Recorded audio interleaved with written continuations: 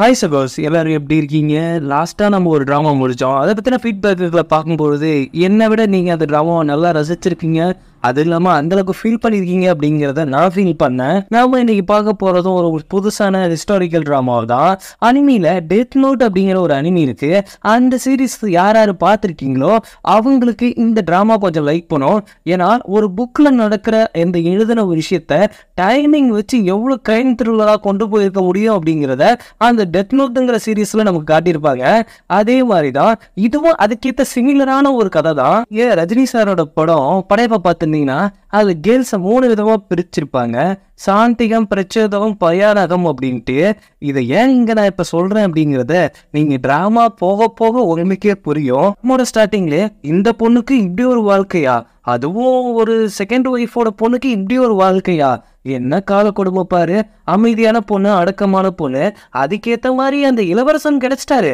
ஆனா என்ன இருந்தாலும் இவங்க செகண்ட் ஒய்ஃபுக்கு வந்த பொண்ணு தானே. ஏன்னா அங்க இருக்கிற பனிப்பெண்கள் அங்கிருந்து பேசிட்டு போகையில ஒரு பொண்ணு கிராஸ் பண்றா. அந்த பொண்ணை பார்த்துட்டு முறையான பெத்த பொண்ணு இது, ஆனா இதோட நல்ல நிலைமையை பாரு, இது வந்துட்டு கசாப்பு கடைக்காரனுக்கு பொண்டாட்டியே போக போகுது, அது வந்துட்டு இளவரசன் பொண்டாட்டியே போக போகுது, எல்லாம் இவளோட நேரம் அப்படிங்கிற மாதிரி சொல்லிட்டு போறாங்க. அங்க போய் உள்ள கையெழுத்துக்கு ரெடி ஆகிட்டு இருக்கிற பொண்ணை பார்த்து எடுத்து பணியாள் மாதிரி வந்த பொண்ணு வந்துட்டு வந்தோடனே, அக்கா நீங்களாம் இதை பண்ணுமா, என்ன இருந்தாலும் நீ இளவரசி ஆக போற, நான் இதை பண்றதுல எதுவும் தப்பு இல்லையே அக்கா, என்ன இருந்தாலும் நீங்க எனக்கு அக்கா, இதெல்லாம் நீங்க பண்ண தேவையில்லை, அப்படியே இருந்தாலும் என்னோட தங்கச்சிக்கு நான் பண்றதாம வேற யாருமா பண்ணுவா, நீ இன்னைக்கு ரொம்ப அழகா இருக்க பாத்தியா, உன்னோட நிலைமையை பாத்தியா, உன்னோட கைண்ட்னஸுக்கும் உன்னோட நல்ல எண்ணத்துக்கும் இளவரசர் ஒன்ன பிடிச்சிருக்கு அப்படின்னு சொல்லிட்டாரு. எனக்கு தான் ஒரு கசாப்பு கடைக்காரனுக்கு கல்யாணம் பண்ணி வைக்கிறாங்க அக்கா, நான் இதை பத்தி வேணா நான் அப்பா கிட்ட பேசவா, அதெல்லாம் உன்னை நீ பேச வேணாமா, உன்னோட வாழ்க்கையை நீ பாரு, என்னோட வாழ்க்கையை நான் பாக்குறேன் அப்படிங்கும்போது, என்ன இருந்தாலும் உங்க வாழ்க்கை இப்படி போகுது எனக்கு பயமா இருக்கு அப்படின்ட்டு அவ அப்படியே மேக்கப் பண்ணிக்கிட்டு அவளோட ஹேர் பின் எடுத்து அந்த பொண்ணோட மூஞ்சில ஒரு கோடை போடுவா பாருங்களேன். ஏது நான் வந்துட்டு கசாப்பு கடைக்காரனை கட்டிட்டு போன, நீ இளவரசர் கட்டிட்டு போவா, அக்கா நீ என் மேல இன்னும் பொறாமையோட இருப்பன்னு நான் நினைக்கவே இல்லை, பொறாம தான்டி, உன் மேல பொறாம தான், எது இருந்தாலும் இங்க மாறி ஆகணும், எல்லாம் மாறி ஆகணும். எது செகண்ட் ஒய்ஃபோட பொண்ணு நீ இளவரசியாக, நான் வந்துட்டு வேற ஒருத்தர் கல்யாணம் பட்டு இந்த நாட்டை எழுந்துட்டு கிரவுன் பிரின்சஸ்ங்கிற பதவியும் எழுந்துட்டு நான் போகணுமா, அக்கா இது வந்துட்டு அது அவங்களா எடுத்த முடிவு, இதில் நான் ஒன்றும் சம்மந்தப்பட முடியாது. எங்க அம்மாவை ஏமாத்தி உங்க அம்மா எவ்வளோ விளாண்டா, அதே மாதிரி இப்ப நீ என்ன ஏமாத்துறியா, இதை எல்லாத்தையும் மாற்ற வேண்டியது நீதான். எதை மாற்ற வேணும், விதியின் புத்தகத்துல இருந்து மாற்ற வேண்டியது நாம தான். என்ன புத்தகம், என்ன தெரியுது, என்னக்கா உளறிக்கிட்டு இருக்க, இங்க பார் உன்னோட கண்ணுக்கு தெரியலையா அப்படின்னு காட்டுறப்ப அங்க ஒரு லெட்டர்ஸ் வந்துட்டு தெரியுது, அவளுக்கு மட்டும்தான் தெரியுது. இது ஹீரோனுக்கு தெரியுதா இல்லையா, இது என்ன எழுத்து, நாம இந்த புக்கோட 2 பொம்மைகள். எனக்கு எப்பவுமே நேர்மையான ஒரு தீர்ப்பு தான் கிடைக்கணும், முறையானவளுக்கு முறையான வாழ்க்கை, உன்ன மாதிரி தகுதியே இல்லாததுக்கு தகுதி இல்லாத வாழ்க்கை தான் கிடைக்கணும். இதை மாத்தி எழுதுனா அந்த புக்கு எனக்கு நேர்மையான ஒரு வாழ்க்கையை கொடுக்கும் அப்படிங்கிறப்ப இதை நான் மாத்தி எழுதியே ஆவா அப்படிங்கிற மாதிரி அவ வெறித்தனத்தோடு திரும்பி பார்க்குறா. இந்த புக்கை பத்தின ஒரு ஹிண்ட்டும் கொடுக்குறாங்க. அந்த புக்கில் இருக்கிற விதியை மாற்ற நினைப்பவர்கள் கொஞ்சம் கொஞ்சமா அழிஞ்சு போவாங்க அப்படிங்கிற ஒரு ஹிண்டோட கொடுத்து 3 மாசத்துக்கு முன்னாடி என்ன நடந்துச்சு அப்படிங்கிறத காட்டுறாங்க. ஒன்ன போட்டு தண்ணியில முக்கி அடிச்சிட்டு இருக்கிறா ஹீரோனோட அக்கா, அவ்வளோ கொடூரமானவா. அதாவது சாந்திகம், பயன்முகம், பிரச்சோதகம். இப்போ உங்களுக்கு மீனாகும் நினைக்கிற பனிப்பெரு ஒரு சின்னதா தப்பு செஞ்சுட்டான்னு தண்ணியில போட்டு முக்கடிச்சிட்டு இருக்கா. இந்த கூடவே நீ சோம்படிக்குன்னு சொல்லுவாங்கல்ல ஒரு சில பேரு, நீங்க பண்றதுதான் கரெக்டு, நீங்க தான் வசதி அப்படின்ட்டு, இந்த பசங்க படத்துல பக்கடா கேரக்டர் மாதிரி அந்த மாதிரி சுத்தி இருக்கிறதெல்லாம் அப்படிதான் பண்ணிட்டு இருக்குது. அங்க இருக்கிற புக்கெல்லாம் எடுத்து பார்த்துட்டு ஒவ்வொன்றா தூக்கி போட்டுட்டு இருக்கிறா. இதை நான் பார்க்கல, நான் படிக்கல, இது இன்ட்ரெஸ்டிங்கா இல்லை அப்படின்ட்டு. அப்போ விதியின் புத்தகம்னு ஒண்ணு வருது, இதை நான் வாங்கிட்டு வரலையே, தேவையில்லாம இது என்ன வந்திருக்கு அப்படின்ட்டு அந்த புக்கை எடுத்து படிக்கும்போது பேஜில் வந்துட்டு முறையான மகள் முறையான இடத்தில் இல்லை, ஆனால் அவள் கர்வம் அவளை அழித்து விடும், ஆனால் முறையில்லாமல் பெற்ற மகள் எல்லாருடைய அன்பாவும் அனுசரியாது இருப்பா அப்படிங்கிற மாதிரி இருக்கு. அதே நேரம் அடுத்த பேஜை திரும்பும் பொழுது பார்க்க வந்த இளவரசன் இவர் முரட்டுத்தனத்தை பார்த்து அவளோட தங்கச்சியை கட்டிட்டு போவா அப்படிங்கிற மாதிரியும் அந்த புக்ல இருக்கு. யோடு விற்ற மகள் கசாப்பு கடைக்காரனையும் அவளோட கனவு ஒரு சின்ன அசம்பாவிதம் மாற்றப்படும் அப்படிங்கிற மாதிரி அந்த புக்ல போட்டிருந்தேனே, அதை பார்த்து இதை பேச இவ கடுப்பாகலையும் இல்லையோ அந்த சுத்தி இருக்கிற பக்கான உறுப்பு, அது எப்படி எங்க இளவரசிக்கு இப்படி நடக்கலாம் அப்படின்னு, ஆமாத அந்த புக்கை கொளுத்திடுவோம் அப்படின்னு அந்த புக்கை கொளுத்தி தூக்கி எறிகிறா. அதே நேரத்தில் நம்ம ஹீரோயின் வந்துட்டு, அக்கா ஏன் அந்த பனிப்பெண்ணை அப்படி துன்புறுத்திட்டு இருக்கீங்க அப்படின்ட்டு அவன் மண்டி போட்டு அந்த பொண்ணை காப்பாத்துங்க. ஓ, அந்த பொண்ணை நீ காப்பாற்ற வரியா? அது இல்லாமல் என்ன அக்கா நீ கூப்பிடுற, எப்படி கூப்பிடுற? முறையே இல்லாமல் ஒரு விதத்தில் பிறந்துட்டு ஏன் இப்படி என் உயிரை வாங்கிட்டு இருக்க? அப்போ அவளை காப்பாற்றணும்னா நீ அந்த தண்டனையை ஏற்றுக்கணும் அப்படின்ட்டு அவளை பிடிச்சி தண்ணியில் அழுத்துங்க அப்படிங்குது இந்த பயானகம். அப்போ அவளோட அம்மா வந்துட்டு, இதெல்லாம் நிப்பாட்டு அம்மா, இதை ஏன் நிப்பாட்ட சொல்றீங்க அவளை?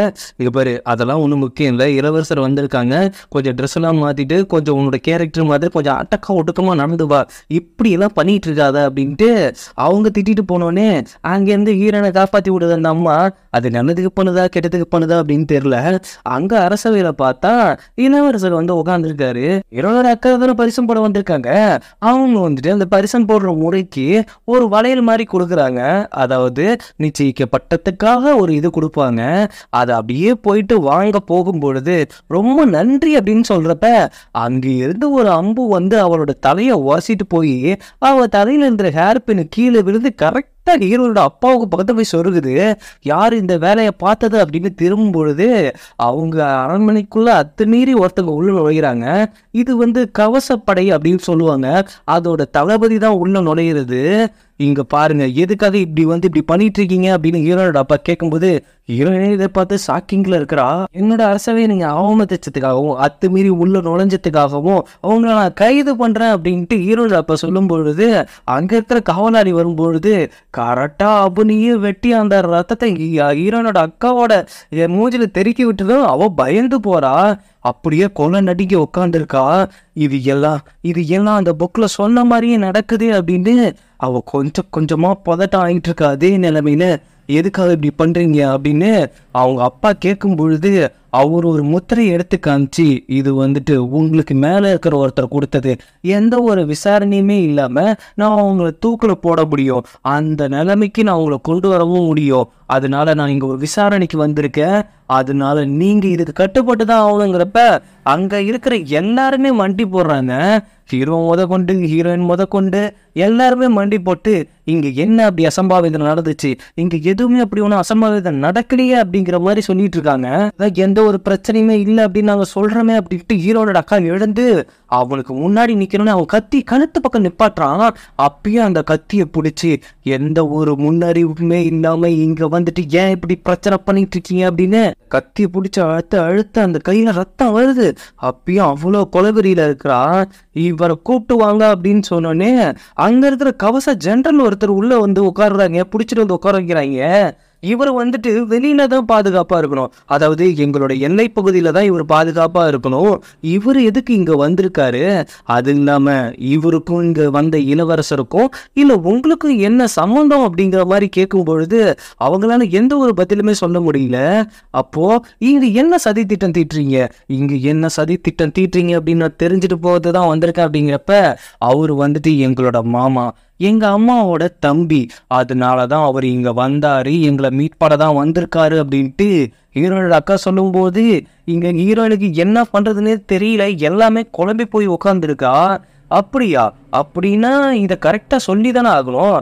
அந்த முத்திரையை காமிச்சு இங்க எதுக்காக நீ வந்த, எதுக்காக வந்தன்னு சொல்லு அப்படிங்கிறப்ப இந்த முத்திரை கிட்ட நீ போய் சொன்னீங்கன்னா அது நாளைக்கு பொய்ன்னு தெரிஞ்சா உனக்கு என்ன தண்டனை வரும் அப்படிங்கிறதையும் நீ யோசிச்சு எல்லாத்தையும் சொல்லலாம் அப்படின்ட்டு அவன் சொல்லும் பொழுது என்னுடைய தங்கையை பார்க்க தான் வந்தேன், அதனாலதான். தங்கையை பார்க்க வந்தியா, தங்கையை பார்க்க வந்தோம்னா ஏன் மறைவா வரணும், ஏன் எல்லாருக்கும் தெரிஞ்சு வந்திருக்க கூடாது அப்படின்ட்டு அந்த தளபதியும் கரெக்டா கேட்குறான்.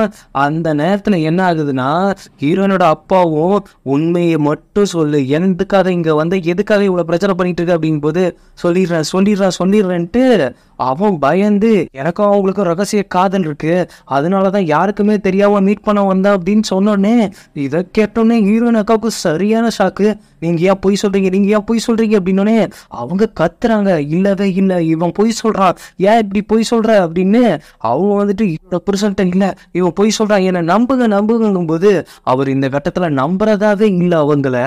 அவங்க வந்துட்டு செம்ம கடுப்பாகுது. அதுவும் ஹீரோனோட அக்கா அந்த வில்லிலாம் வந்துட்டு ஏன் மாமா இப்படி போய் சொல்றீங்க, எதுக்காக எங்க அம்மா பேரை கெடுக்குறீங்க, இது எல்லாமே எல்லாமே அந்த புக்ல சொன்ன மாதிரி நடந்துட்டு இருக்கே, என்னாச்சு என்னாச்சு ஏன் இப்படி நடக்குது அப்படின்ட்டு அவ குழப்பத்தோடையும் அதே மாதிரி செம்ம வெறியோடையும் இருக்கா.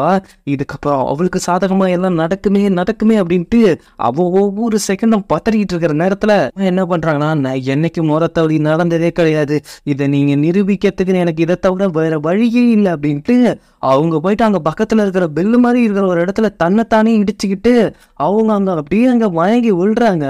அதே நேரத்துல அவளும் அங்க அப்படியே தடுமாறி விழுறா. அப்போ அங்க இருக்கிற இடம் எல்லாமே ஃப்ரீஸ் ஆகி அந்த புக்கை எரிச்சால அது அப்படியே மறுபடியும் ஒரு லெட்டர்ஸ் எழுதுது. தான் மேல பொய்யான குற்றத்தை சுமத்தப்பட்டு அவங்க இந்த மாதிரி தன்னைத்தானியே உயிரை விடுவாங்க அப்படிங்கிற மாதிரி அந்த புக்ல எழுதுற மாதிரி அந்த லெட்டர்ஸ் அவர் கண்ணு முன்னாடி வந்தோடனே இது எல்லாம் அந்த புக்கான மட்டும்தானா அப்படின்ட்டு அவ அந்த லெட்டர் அப்படி தொடும் பொழுது அவ எரிச்ச மைய இது அந்த புக்கோட மைய அப்படின்னோடனே மறுபடியும் ஃப்ரீஸான ஒரு செகண்ட் மறுபடியும் நார்மலுக்கு வருது. அவங்க அம்மா மயக்கத்தோட இருக்காங்க.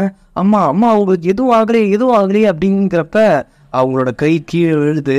அதுல இருந்தே தெரிஞ்சிருச்சு அவங்க இறந்து போயிட்டாங்க அப்படின்ட்டு. அங்க நடக்கிற விஷயத்த எல்லாத்தையுமே நம்ப முடியாம பார்த்துட்டு இருக்க நேரம் அந்த லெட்டர்ஸ் என்ன எழுதியிருக்குன்னா, இதையெல்லாம் பார்த்து கோவப்பட்ட நம்ம ஹீரோயின் வந்துட்டு அந்த தளபதியை போய் ஓங்கி அறைவா அப்படிங்கிற மாதிரி அந்த லெட்டர்ஸ்ல எழுதியிருக்கோம். யோசிச்சு பார்த்துக்கிட்டு ஹீரோயினை பார்த்துட்டு இருக்க அதே நேரம் ஹீரோயின் தன்னோட கையை முறுக்கிட்டு அவனை அறையறதுக்காக போறா. இதோட இந்த எபிசோட் முடியுது. அவ அரைஞ்சாளா இல்ல அந்த புக்கை மாத்தி எழுதுனாங்களா இல்ல அதுக்கப்புறம் என்ன நடந்துச்சுங்கிறத நாம அடுத்தடுத்த எபிசோட பார்க்கலாம். என்னோட வீடியோ உங்களுக்கு பிடிச்சிருந்தா கண்டிப்பா இந்த வீடியோ பத்தின கருத்துக்களை நீங்க கமெண்ட்ல சொல்லியே தான் ஆகணும்.